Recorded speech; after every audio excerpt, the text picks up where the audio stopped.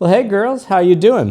What we're going to do now is build our final race motor. We're going to put this billet exhaust racing manifold that I make on the cylinder here, get rid of this stock cast piece of junk, because if your pipe takes a hit, this thing can easily break. Plus it's a performance holdback, because when your exhaust valve is closed, it ramps the exhaust right into the inside lip of this exhaust valve, where this is a much better cut as far as performance goes.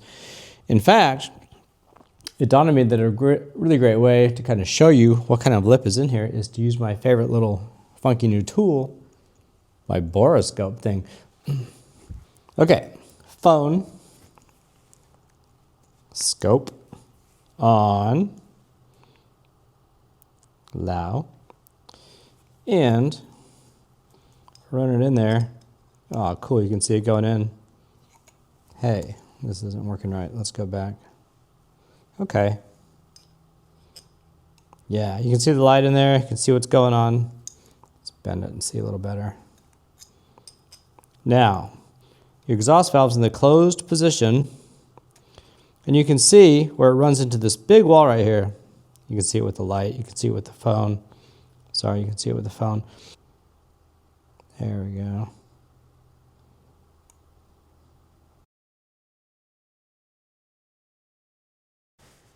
Now I'm going to switch, easy. I'm just taking out these bolts here, these 8mm bolts. This comes right off. We will glue this dude up and put it on. You can take note of where your spring holders went. You can take a pic with your phone. It's the best way to rework on things, so you can see the orientation of these two things and where they went. We are ready to install. You can probably see the difference here. This area here, this is part of the exhaust chamber where we make that big exhaust valve cover. This actually has more area than this does, so right there will give you more bottom end snap. But the biggest thing is this cutout. You know, you saw that other picture where the exhaust valve opened up into this area here.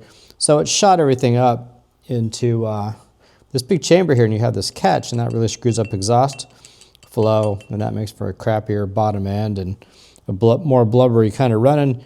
Here we've cut this up higher so the overhang isn't near as pronounced, and it's smooth going out, and that helps a bunch on the bottom as well. So I'm now going to take my fuel-resistant gasket maker, glue around this whole area, and put it back on. Glue in place.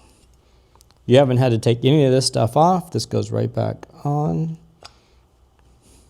I know where my ones with the screws go. All these have a little grease on them. I'm not a fan of dry threads.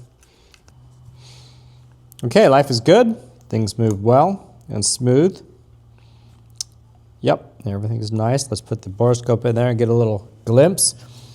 Somebody asked one time about power valve alignment tool. So why would you have to align anything? It's all splined up.